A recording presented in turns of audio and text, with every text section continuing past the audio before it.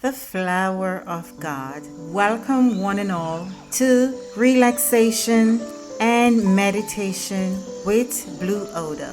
The flowers got into a debate one morning as to which of them was the flower of God. And the rose said, I am the flower of God, for I am the fairest and the most perfect in beauty and variety of form and delicacy of fragrance of all the flowers.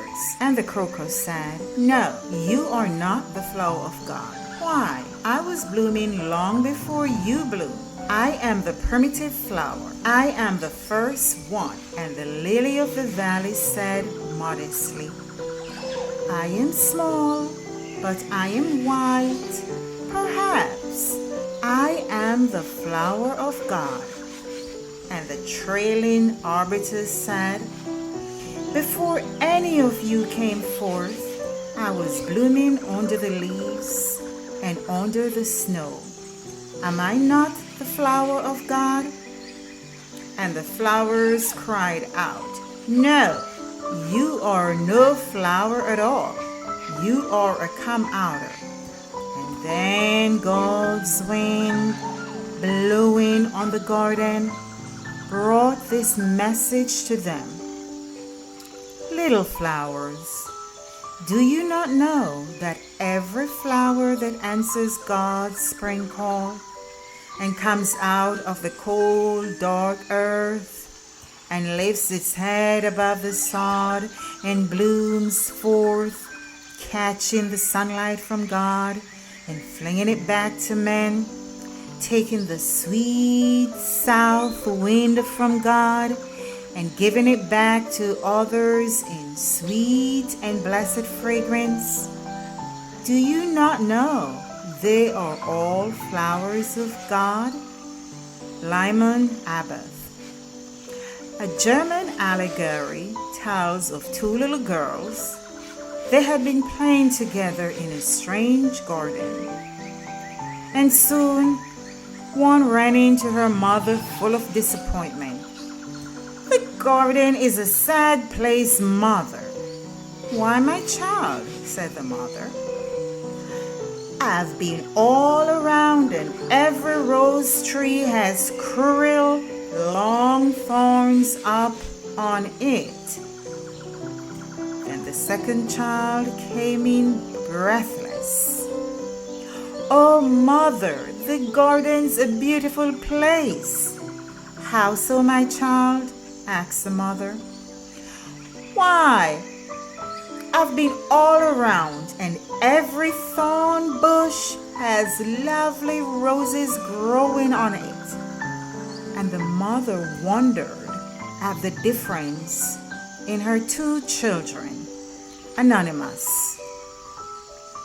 Beloved, let us meditate today upon these words. May these words help us in our daily lives and in our daily dealings with fellow travelers on this journey we called life. Before God's footstool to confess, a poor soul knelt and bowed his head. I failed, he wailed. The master said, Thou didst thy best. That is success. May we all learn, beloved, that the thorn protects the rose, that the flaming sword, turning in all directions, protects the tree of life in every Eden of the world. May we remember that every great and good fortune of life is guarded by a seeming hostility which bears in its soul the secret of a lasting benevolence appointed for your own good. E. L. Rexford. And so, beloved, the question is today, are we all flowers of God? Are you a flower of God? Am I the flower of God? So here, in our life experiences, beloved, it doesn't matter how tough life has been for you, how hard it has been for you. We are all flowers of God. And in that, we can rewrite the canvas of our lives. Yes, we can actually turn a brand new page. How can we turn a brand new page, you say? I've been in prison. I've been abandoned. I've been abused. I've had bad friends. I've had bad husbands, bad wives, bad boyfriends, bad girlfriends. But with all of these issues, yes, beloved ones, we can turn a brand new page. And this is how we can turn a brand new page. We can begin by meditating. Not in the ways of the gurus. They will tell you, oh, you have to sit, you have to close your eyes, you have to meditate on one thing, and you have to hold that one thing in mind and in your thoughts, knowing very well that that is almost impossible. The minute you try to meditate, your mind is just definitely going to run crazy with you. So here is how we do it here on Blu-Odo today. We go in our closet, we go in our bedroom, we go in our cars, we can even go into the bathroom. Sit, beloved, close your eyes, dedicate 5, 10, 15, 20 minutes to this process every day. And then go into your silence. And here is what is going to happen, beloved.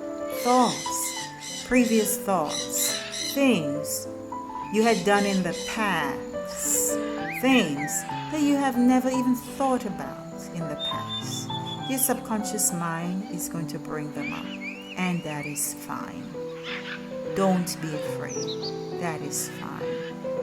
Actually, you're starting to meditate. That is fine. Take a look and see what your subconscious mind is bringing up. Go over it a minute or two, then release it. Bring back your mind on this meditation. Listen to the silence.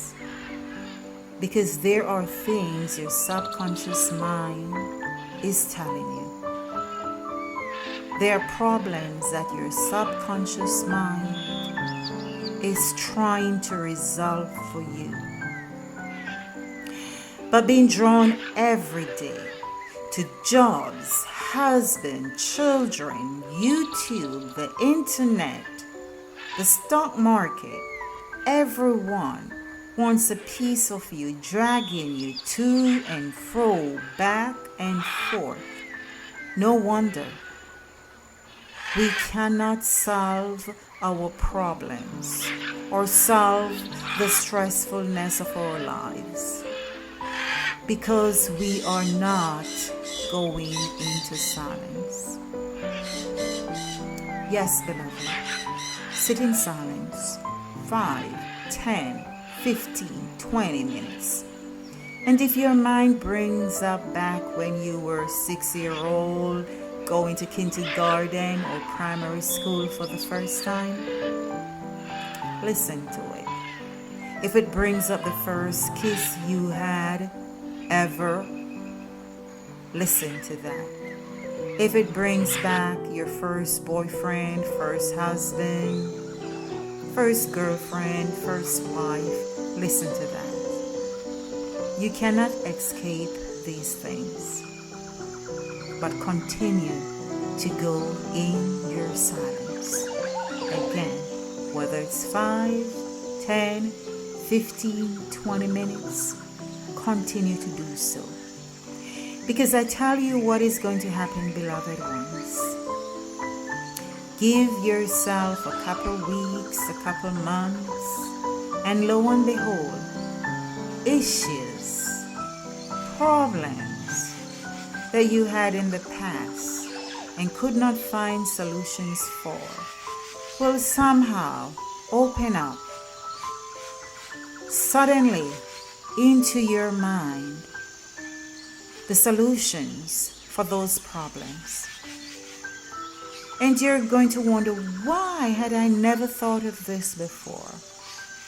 You could not, beloved ones, because you were not going into your inner silence. Everyone was just dragging you all over the place, whether it was YouTube, the internet, your job, your horrible boss, your good boss, horrible co-workers, good co-workers, family members, children, husbands, boyfriends, girlfriends. There was no time for you. But when you sit in silence and give yourself some time in silence, whether it's a month, 2, 3, or 4 months, things will fall into place.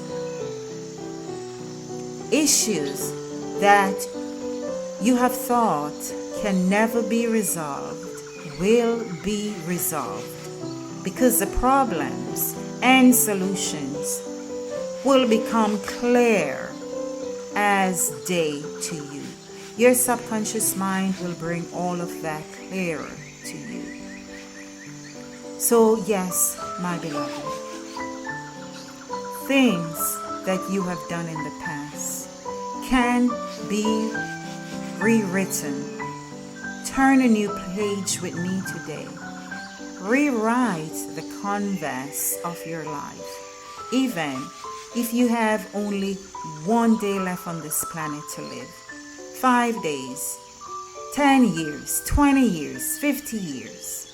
Every day, go in silence and rewrite your life. You will be more than grateful. Your future self will thank you. Remember, beloved, to count the garden by the flowers, never by the leaves that fall.